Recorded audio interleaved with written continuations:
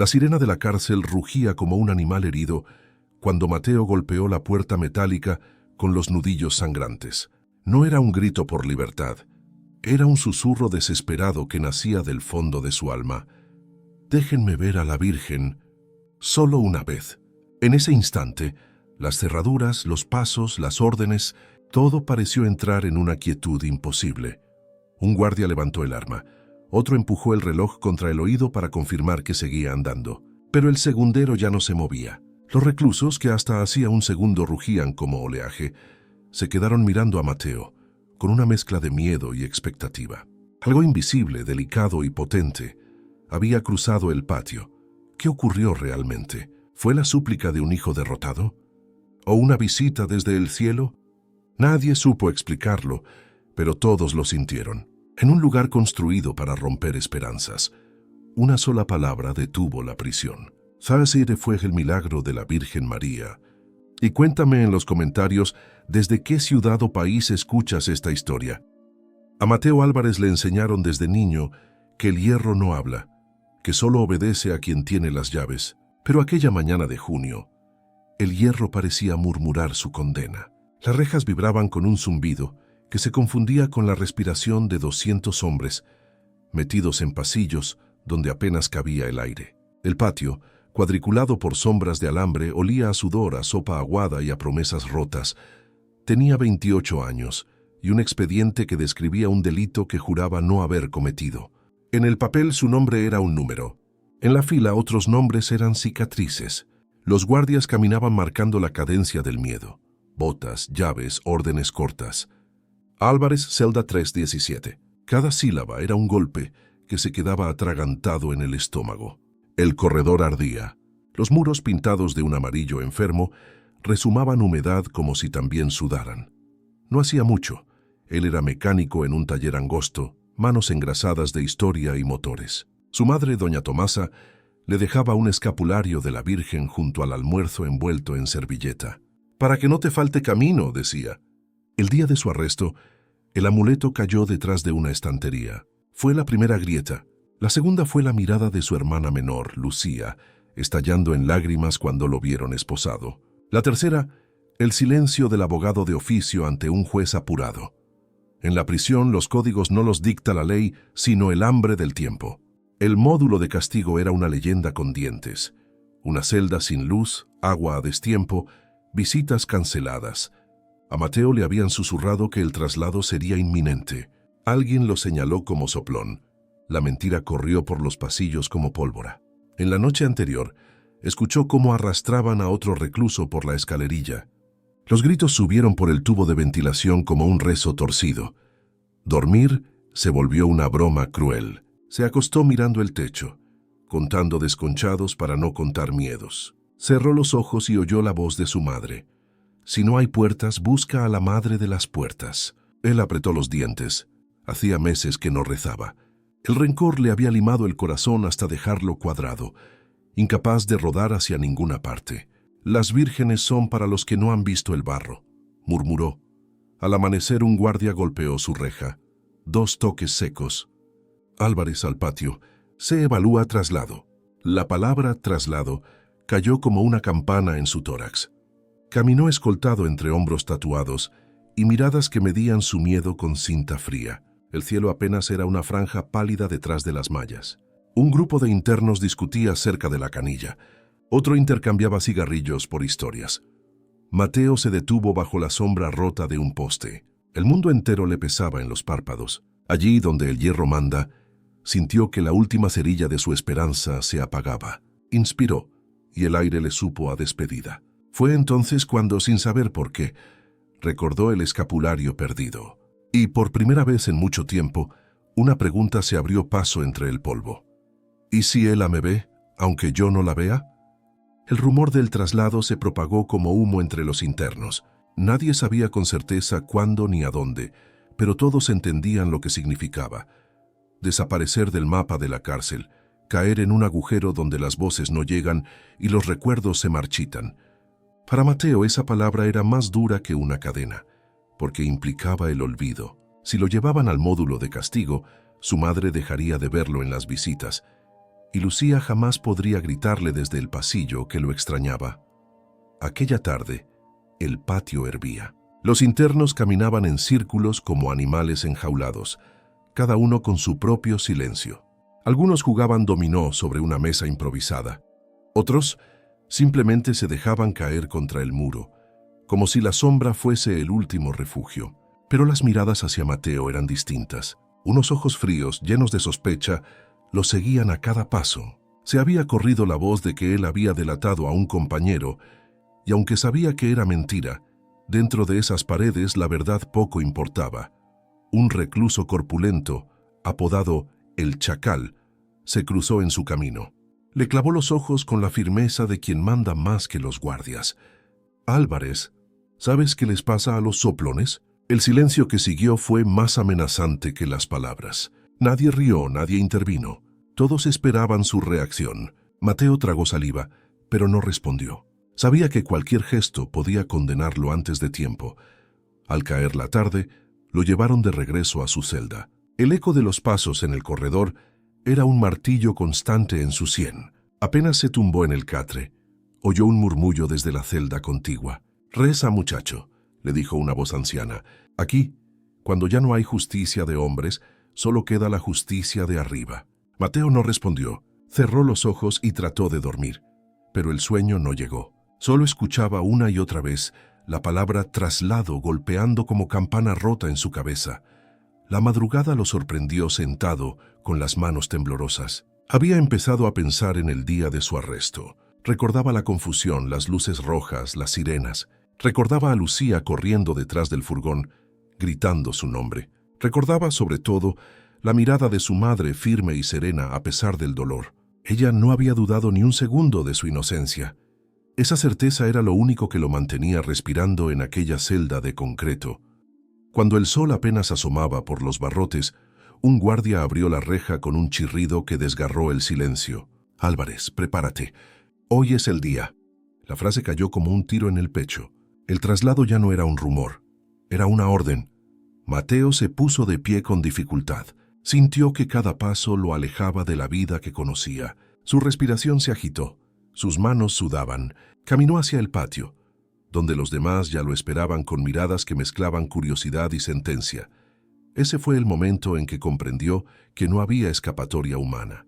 Y fue allí, justo en ese borde entre el miedo y la resignación, cuando su corazón, reseco y endurecido, comenzó a susurrar, aunque él mismo se negara a admitirlo. Si no hay puertas abiertas, quizá él la pueda abrir una invisible. El sol caía a plomo sobre el patio, y el aire parecía detenido, como si la cárcel entera contuviera la respiración. Mateo fue llevado al centro, rodeado por otros internos que fingían indiferencia, pero cuyos ojos estaban clavados en él. Allí, cada rumor era una sentencia, y en ese instante, él era el acusado de un crimen que no había cometido dentro de la prisión: la traición. El chacal apareció de nuevo, con su sombra larga y amenazante. Caminó despacio, arrastrando los pies, hasta quedar frente a Mateo. Nadie interfirió, ni los guardias se acercaron. Sabían que el orden del patio se regía por sus propias leyes. «Hoy sabremos quién eres en realidad», dijo con una sonrisa torcida. «Aquí no hay abogados ni jueces, solo verdad o castigo». Mateo tragó saliva. Sentía cómo el corazón le golpeaba el pecho con furia. Intentó hablar, pero su voz se quebró. «No fui yo», murmuró. Algunos rieron, otros chasquearon la lengua. El eco de esa incredulidad fue peor que un golpe. El círculo se cerraba más y más. A su alrededor, los murmullos crecían como un oleaje. Soplón, soplón. Cada palabra era una piedra que se incrustaba en su piel. Sabía que, si el rumor seguía corriendo, no necesitarían trasladarlo. La cárcel misma sería su condena. En ese instante, recordó algo. El consejo del anciano de la celda contigua. «Reza, muchacho». La frase le quemaba la memoria. Pero ¿cómo rezar si había dejado de creer? ¿Cómo clamar a un cielo que le parecía mudo desde hacía tanto? Un guardia dio 2 silbidos cortos, señal de que el tiempo en el patio se terminaba. Pero antes de que los internos se dispersaran, el chacal levantó la mano y señaló a Mateo. «A este lo van a llevar hoy. Pero que todos sepan Si regresa, no tendrá dónde esconderse. El anuncio se clavó como un cuchillo en la espalda. Era la confirmación de que su traslado no solo era un castigo oficial, sino también una condena dentro de la prisión. Mateo bajó la cabeza. No había salida. Lo llevaron de nuevo al pasillo central. Cada paso era más pesado que el anterior. La humedad de las paredes parecía escurrirse hacia él, como si el mismo edificio quisiera devorarlo. Los barrotes, con sus sombras alargadas, parecían jaulas dentro de la jaula. Esa noche, recostado en el catre, sus pensamientos se mezclaron con imágenes borrosas. Vio a su madre rezando en la cocina, la llama de una vela temblando junto a una estampa de la Virgen. Escuchó la voz de Lucía, llamándolo entre sollozos, y de pronto una frase brotó de su interior, tan suave que apenas se atrevió a pronunciarla. «Madre, si estás ahí, no me dejes caer». Las lágrimas que había contenido durante meses finalmente rodaron por su rostro. No sabía si alguien lo escuchaba, pero en su corazón algo se había quebrado. No era todavía fe, pero sí un clamor desesperado que buscaba un resquicio en la oscuridad. En ese instante, sin proponérselo, Mateo abrió la puerta más difícil de todas, la de pedir ayuda desde el fondo del abismo. La mañana siguiente llegó con un aire extraño. El cielo, visto desde los barrotes, tenía un tono gris azulado que parecía presagio. Mateo apenas había dormido, con los ojos hinchados de tanto llorar en silencio. Cuando escuchó el chirrido de la reja, pensó que era la señal de su traslado definitivo. Pero no. Un guardia lo llamó por su nombre y le indicó que tenía visita en la sala de capellanía. Desconcertado, caminó con pasos pesados por los pasillos húmedos. Aquel no era día de visitas oficiales. ¿Quién podría querer verlo? Su madre vivía lejos y Lucía era menor de edad. Ellas no podían entrar sin autorización. El corazón se le aceleró mientras empujaban la puerta metálica que daba a la capilla. Allí, sentado en una banca de madera gastada, estaba el padre Esteban, un sacerdote de cabellos grises y mirada serena. Había trabajado durante años como voluntario en la cárcel, pero Mateo nunca se había acercado a él. El padre lo miró con una mezcla de compasión y firmeza, como quien reconoce un alma en tormenta. «Hijo, escuché que te trasladan hoy», dijo con voz profunda. «Antes de eso quiero hablar contigo». Mateo se encogió de hombros sin saber qué responder. «No tengo nada que decir, padre. Aquí dentro las palabras no sirven de nada». El sacerdote sonrió suavemente. Las palabras de los hombres quizá no, pero las de Dios y las de su madre sí pueden mover montañas, incluso muros de prisión. Mateo soltó una risa amarga. «Si eso fuera cierto, yo no estaría aquí». El padre Esteban no se ofendió. Se levantó despacio y sacó de su bolsillo un pequeño escapulario. «Este escapulario estuvo en manos de tu madre hace unas semanas. Ella lo dejó aquí, pidiendo que te lo entregara cuando llegara el momento. Y creo que ese momento es hoy». El mundo de Mateo se detuvo. Reconoció al instante el objeto, el mismo escapulario que había perdido en el taller el día de su arresto. El corazón le dio un vuelco tan fuerte que por un momento sintió que no respiraba. Tomó el escapulario entre sus dedos temblorosos y una corriente de calor le recorrió el pecho. «¿Ella sigue creyendo en mí?», preguntó con voz quebrada. «Nunca ha dejado de hacerlo. Y mucho menos la Virgen, que nunca abandona a los hijos que claman en la oscuridad». Las lágrimas de Mateo volvieron a brotar, pero esta vez no eran solo de dolor, sino de algo que no sabía nombrar: esperanza. El padre Esteban se inclinó y susurró: «Si llega el momento en que ya no tengas fuerzas, pide ver a la Virgen, llámala. Ella sabrá qué hacer». Mateo apretó el escapulario contra el pecho como si fuera un escudo. Al salir de la capilla, el mundo seguía igual. Los guardias seguían marchando, los internos seguían murmurando, y el traslado seguía siendo inminente. Pero dentro de él algo había cambiado. Una chispa, pequeña pero luminosa, había vuelto a encenderse en el rincón más oscuro de su corazón. El traslado estaba programado para la tarde. A Mateo lo condujeron de nuevo al patio, como si quisieran darle una última oportunidad de respirar aire libre antes de encerrarlo en la oscuridad del módulo de castigo. Caminaba con el escapulario escondido bajo la camisa, apretado contra el pecho, como si temiera que alguien pudiera arrebatárselo. El sol comenzaba a hundirse, y la luz rojiza pintaba los muros como brasas encendidas. Los internos estaban inquietos. Algunos lo miraban con compasión, otros con desprecio y unos pocos con abierta hostilidad. El chacal, desde la esquina, sonrió con la calma del verdugo que sabe que el tiempo juega a su favor. Fue entonces cuando ocurrió algo extraño. Mientras Mateo se sentaba en un banco de cemento, escuchó un murmullo distinto al bullicio del patio. Era una voz suave, como un eco que venía desde dentro de sí mismo. «No temas, hijo», se levantó de golpe, buscando a su alrededor. Nadie le había hablado. Los demás seguían en lo suyo, jugando cartas, fumando, discutiendo en voz baja. Pero la voz había sido clara, femenina, dulce, imposible de confundir con un recuerdo. Trató de convencerse de que era fruto del cansancio, del miedo. Pero entonces, en el cielo enrejado, una paloma blanca descendió lentamente y se posó en el poste de luz que había justo sobre él. Era raro ver palomas allí, rodeadas de alambre y vigilancia. El ave lo miraba fijo, inclinando la cabeza con una serenidad desconcertante. Un interno cercano la señaló. «¿Alguien ha visto una paloma aquí antes?» Varios voltearon sorprendidos. El chacal frunció el ceño, incómodo. «Un pájaro más», gruñó, pero no apartó la mirada. Mateo sintió un escalofrío recorrerle la espalda. Llevó la mano al escapulario y, sin pensarlo, murmuró una oración rota, la primera en años. «Madre, si eres tú, no me dejes solo». La brisa cambió de repente. El calor sofocante se disipó por un instante y un aroma a flores tan suave y extraño en ese lugar cruzó el patio. Algunos internos empezaron a mirar alrededor, desconcertados. «¿Huelen eso?», preguntó uno. «Parece jazmín», respondió otro, confundido. El chacal apretó los dientes, incómodo con aquella atmósfera que no podía controlar. Mientras tanto, la paloma extendió las alas y voló en círculos sobre Mateo, antes de perderse tras el muro más alto. El silencio que dejó fue tan intenso que hasta los guardias se miraron entre sí. Mateo sabía que algo se estaba moviendo. No era ilusión, no era coincidencia. Era una señal. Su corazón golpeaba con fuerza, pero no de miedo.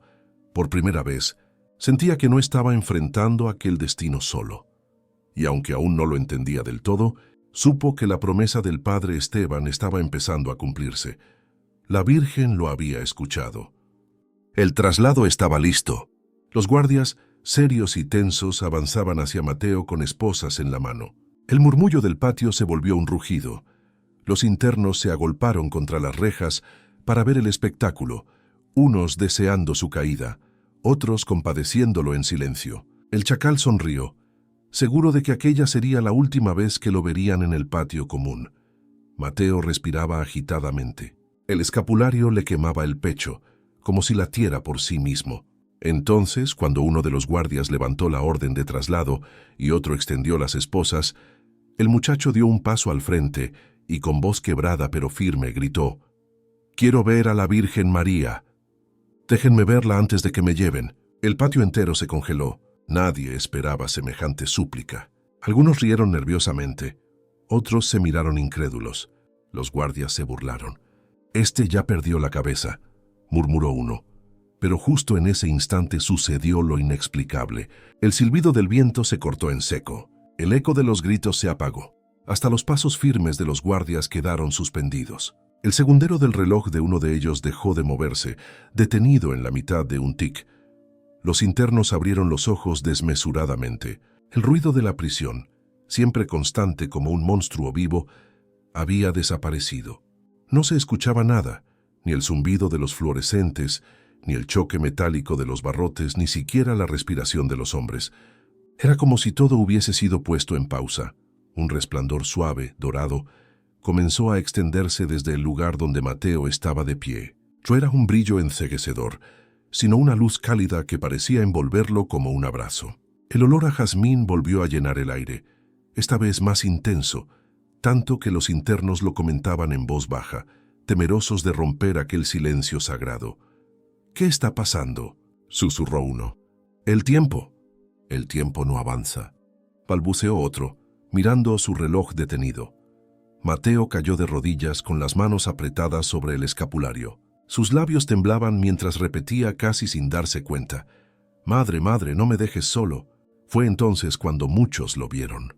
Una silueta luminosa, delicada y maternal apareció junto a él. No todos la distinguieron con claridad, pero sí la presencia innegable de algo que los superaba. Algunos internos afirmaron que vieron un manto azul ondeando suavemente. Otros que escucharon un canto lejano, como coro de niños. Pero todos, absolutamente todos, sintieron que el mundo se inclinaba ante un misterio imposible de nombrar. El guardia que sostenía las esposas las dejó caer al suelo, con un tintineo metálico que resonó como campana en la quietud. Tenía los ojos muy abiertos, paralizado. Nadie se atrevió a moverse. En ese instante eterno, la prisión entera estaba detenida, no por órdenes humanas, no por candados, sino por algo que escapaba a toda lógica. Mateo alzó la mirada entre lágrimas y con voz llena de gratitud y asombro susurró: «Gracias, Virgen María». Y fue así como, en el corazón de un lugar construido para destruir esperanzas, el cielo mismo irrumpió y todo quedó suspendido en un silencio milagroso. El resplandor se desvaneció lentamente, como si el cielo cerrara suavemente la puerta que había abierto. El aire volvió a moverse, los sonidos regresaron de golpe, los gritos de los internos, el zumbido de los fluorescentes, el chirrido de los barrotes. Sin embargo, nada era igual. Todos habían visto algo, todos habían sentido la suspensión del tiempo, y aunque cada uno lo interpretara distinto, el miedo reverente estaba en cada rostro. El guardia recogió las esposas del suelo con manos temblorosas, pero no tuvo el valor de acercarse a Mateo. Nadie se movió por varios segundos. Fue el chacal quien, rompiendo aquel silencio cargado, dio un paso al frente. Su expresión había cambiado. Ya no había burla ni superioridad en su mirada, sino algo entrecortado, casi humano. «Álvarez», dijo con voz áspera, «lo que pasó aquí no es cosa tuya. Eso viene de más arriba». Mateo lo miró sin comprender. El chacal apretó los puños, respiró hondo y contra todo pronóstico bajó la cabeza. «Yo fui quien pasó la palabra de que eras soplón. No soportaba tu cara tranquila, tus silencios. Pensé que si te señalaba, todo el peso caería sobre ti y me dejaría en paz». Un murmullo recorrió el patio. Varios internos se voltearon sorprendidos. Otros chasquearon la lengua incrédulos. Era una confesión impensable viniendo de él. «¿Por qué lo dices ahora?», preguntó Mateo con voz quebrada. El chacal lo miró fijamente, con un brillo extraño en los ojos. «Porque, cuando todo se detuvo, yo también vi algo. Vi a mi madre. Ella me abandonó de niño, pero en ese instante la vi a tu lado, como si me recordara que aún había perdón». El silencio fue aún más profundo. Los guardias, incapaces de intervenir, dejaron que aquella escena siguiera su curso. El resto de los internos miraban boquiabiertos.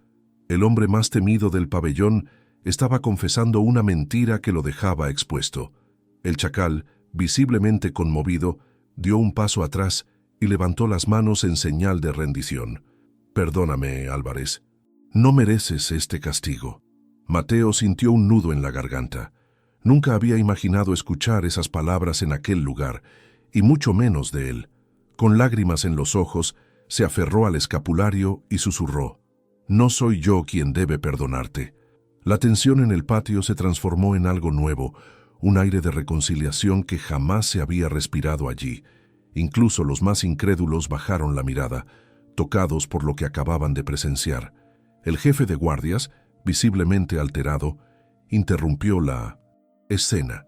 Se acabó el espectáculo, todos a sus celdas. Pero mientras los internos se dispersaban, quedó flotando en el aire la certeza de que algo extraordinario había sucedido. El rumor del milagro de Mateo empezaba a crecer, y ya nadie podría detenerlo. Mateo, en cambio, permaneció de rodillas unos segundos más, agradeciendo en silencio, porque no solo había visto la prisión detenerse, había visto un corazón endurecido romperse en pedazos frente a la luz de la Virgen. La noticia se propagó por los pasillos de la cárcel como fuego en pasto seco. El tiempo se detuvo. Una luz bajó sobre Álvarez. El chacal confesó. Nadie contaba la historia de la misma manera, pero todos coincidían en lo esencial. Algo sobrenatural había ocurrido, y Mateo estaba en el centro. Esa noche, el silencio en los dormitorios era distinto. No era el mutismo pesado de siempre, lleno de amenazas y cuchicheos, sino un silencio expectante, como si todos estuvieran escuchando a un testigo invisible. En la celda de Mateo, el escapulario colgaba sobre la cama, brillando suavemente a la luz tenue de la bombilla. Él lo contemplaba con una mezcla de asombro y gratitud, sin poder dejar de pensar en lo sucedido. Al amanecer, un grupo de guardias irrumpió en su celda. Mateo se tensó, pensando que finalmente lo trasladarían, pero la orden era diferente. Debía presentarse en la oficina del director. El trayecto hasta allí se le hizo eterno. Cada recluso que encontraba en el camino lo miraba con respeto. Algunos incluso juntaban las manos como en una oración breve. El director, un hombre de mirada severa, lo esperaba con el expediente abierto sobre el escritorio. A su lado estaba el padre Esteban, con una calma serena que contrastaba con la tensión de la sala. «Álvarez», dijo el director, «lo que ocurrió ayer no puede explicarse en los informes, pero hay testigos, guardias, internos, incluso personal administrativo. Todos coinciden en que aquí pasó algo extraordinario». Mateo bajó la cabeza, sin saber qué responder. «Yo solo pedí ver a la Virgen», murmuró. El director lo observó en silencio durante unos segundos. Luego cerró el expediente con un golpe seco. «He ordenado suspender tu traslado. No puedo tomar decisiones disciplinarias cuando la verdad está tan enturbiada. Además, alguien confesó haber manipulado la información contra ti. Hasta que todo se aclare, permanecerás en tu módulo». Mateo sintió que las piernas le temblaban. Había esperado escuchar una condena definitiva, pero en minutos en lugar de eso, el camino se abría. El padre Esteban se inclinó hacia él y susurró: «¿Lo ves, hijo? La Virgen siempre responde, aunque sea en el último instante». De regreso a su celda, los internos lo miraban con otra cara. Algunos, los más rudos, evitaron su mirada, como si temieran que un rayo de aquella luz todavía lo acompañara. Otros se acercaron en voz baja, pidiéndole que rezara por ellos, que intercediera, que recordara a sus familias en sus súplicas. Aquella noche, mientras sostenía el escapulario en sus manos, Mateo comprendió que ya no era solo su propia vida la que había cambiado. Había encendido algo en los demás, una chispa de fe en medio del hierro y el concreto. Y aunque el peligro no había desaparecido del todo, supo que la prisión ya no era la misma. Porque en el lugar más oscuro, una semilla de esperanza había comenzado a germinar. Los días siguientes fueron distintos. La cárcel, acostumbrada a rugir con violencia y desconfianza, se volvió un espacio cargado de silencios nuevos. Nadie se atrevía a hablar abiertamente del milagro, pero todos lo recordaban. Los guardias caminaban más atentos, los internos se reunían en grupos pequeños y en cada esquina se repetía el nombre de Mateo como un susurro reverente. El chacal, antes temido por todos, había cambiado su actitud. Ya no lo miraba con hostilidad. Al contrario, parecía buscar su presencia. Una noche, cuando el pasillo estaba en penumbras, se acercó a la celda de Mateo y con voz baja le dijo: «No sé rezar. ¿Podrías enseñarme?». Esa petición desarmó por completo a Mateo. Nunca habría imaginado que el hombre que casi lo condenó pidiera algo así.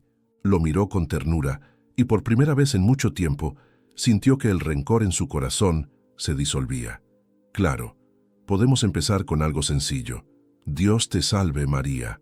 Poco a poco, la oración comenzó a recorrer los pasillos. Primero tímida, luego más firme. Los internos que escuchaban desde sus catres se unían en susurros, hasta que un eco suave llenaba la oscuridad nocturna de la prisión. Era como si un rincón de cielo se hubiera filtrado entre las rejas. Mientras tanto, en el exterior, la madre de Mateo luchaba por reabrir el caso de su hijo. Con la confesión de El Chacal, registrada por varios internos, y el testimonio de guardias que aseguraban haber presenciado el milagro, un juez comenzó a revisar los documentos. Lo que antes parecía una causa perdida empezaba a mostrar fisuras. Un día, Mateo fue llamado nuevamente a la oficina del Director. El hombre, visiblemente conmovido, le entregó una carta. «Es de tu hermana», dijo. Mateo abrió el sobre con manos temblorosas. La letra de Lucía, temblorosa pero firme, leía: «Hermano, no estás solo. Mamá y yo rezamos cada noche. Todos hablan de lo que pasó en la cárcel. Incluso en el barrio dicen que la Virgen te protegió.